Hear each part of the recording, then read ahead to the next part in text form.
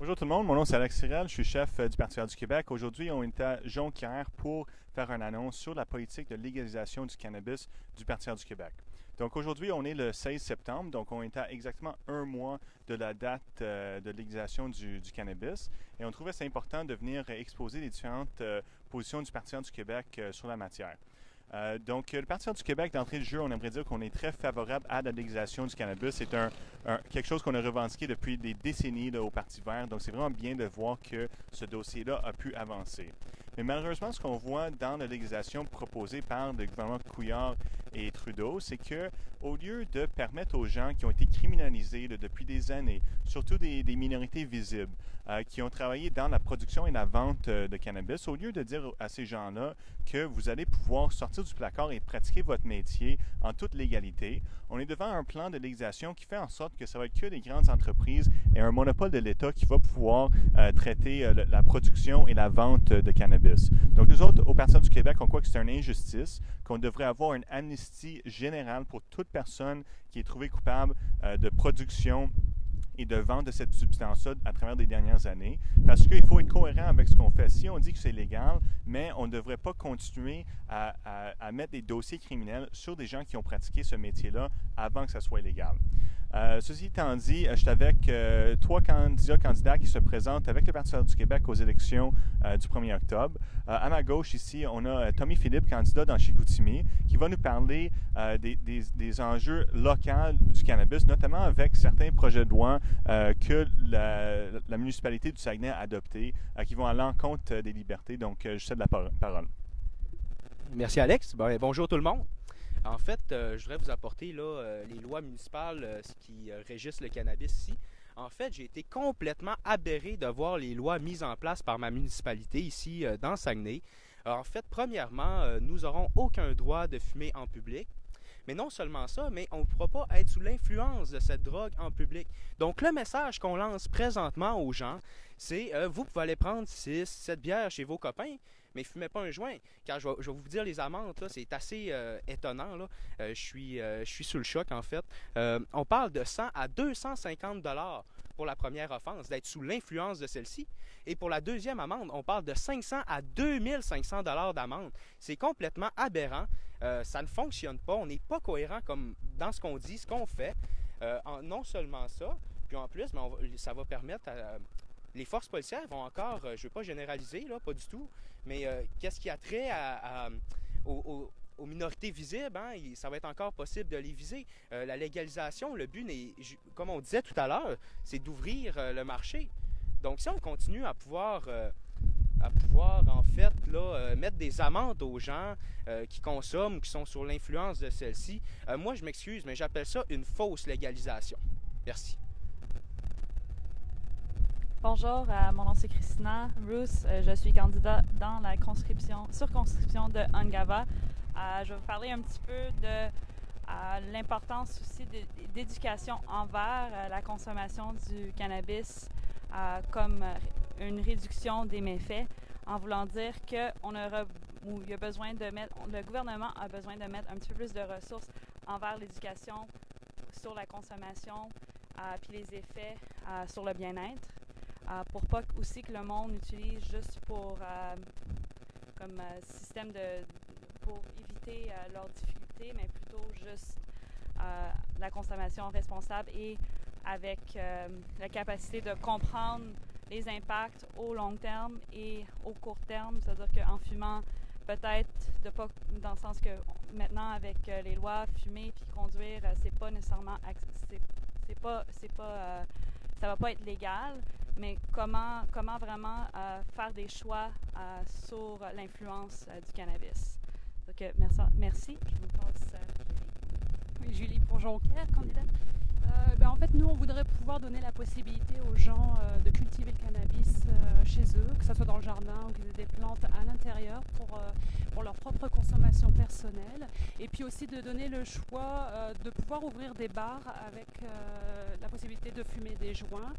On veut pas que le gouvernement insiste sur un contrôle de ça, d'une interdiction. En fait, on veut vraiment pouvoir donner le choix et que les gens puissent aller au bar et puis fumer et puis prendre une boisson alcoolisée et puis aussi d'autres bars qui n'ont pas les joints aussi. Merci. Merci tout le monde. Donc, c'est ça, c'est vraiment un enjeu très important là, qui va arriver assez vite là, dans un mois. Il y a beaucoup de gens qui comprennent mal les règlements. Et comme Christina a mentionné, c'est très important de parler d'éducation et de prévention dans ce qui se concerne la conduite à faculté affaiblie. Parce qu'en ce moment, le gouvernement fédéral a adopté des lois. Ils disent qu'à partir d'un certain taux de THC dans le sang, si tu conduis, c'est une infraction criminelle.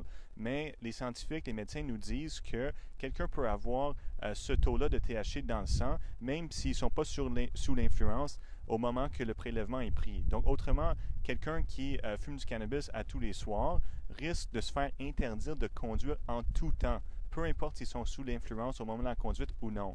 Fait que ça, c'est quelque chose d'extrêmement problématique et c'est sûr que les gens peuvent dire « Ah, ben tu sais, le gouvernement va être responsable, ils ne vont pas criminaliser des gens pour rien ».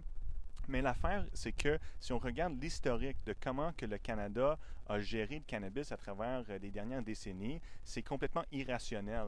Donc, on ne peut pas nécessairement se fier à la bonne volonté ou quoi que ce soit. La loi a été adoptée. Elle a été adoptée malgré les points de vue des experts, des médecins, etc. Donc, il faut absolument faire attention à qu'est-ce qui va arriver à ça.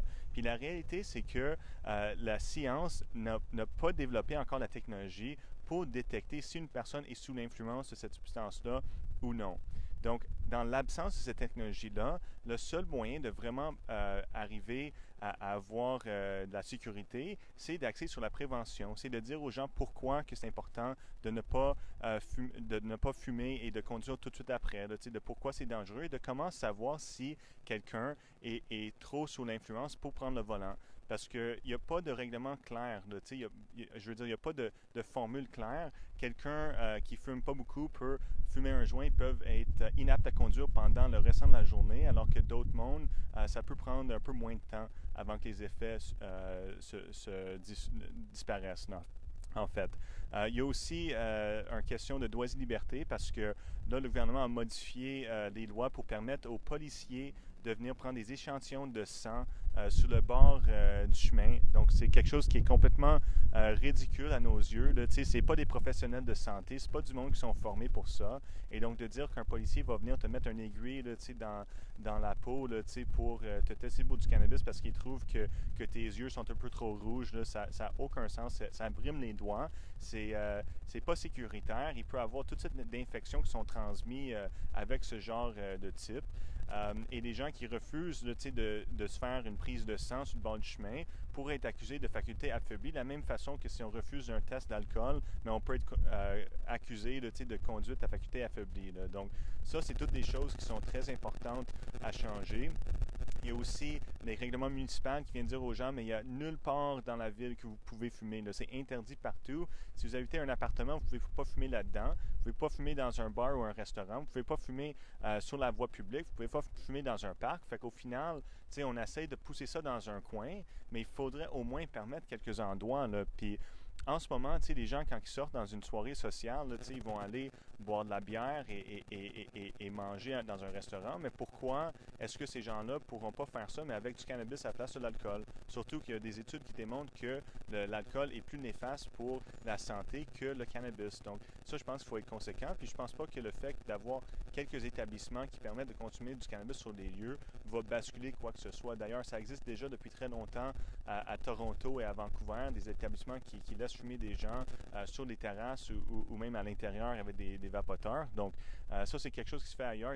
On devrait avoir le droit de faire ici. On devrait aussi avoir le droit de faire pousser quelques plants à la maison. Le Québec et le Manitoba, on dirait on a des positions de plus conservatrices à ce niveau-là. Toutes les autres provinces se sont dit d'accord avec le fédéral qui permet 4 plants. 4 plants, c'est pas beaucoup là, non plus. Ça pourrait être beaucoup plus élevé.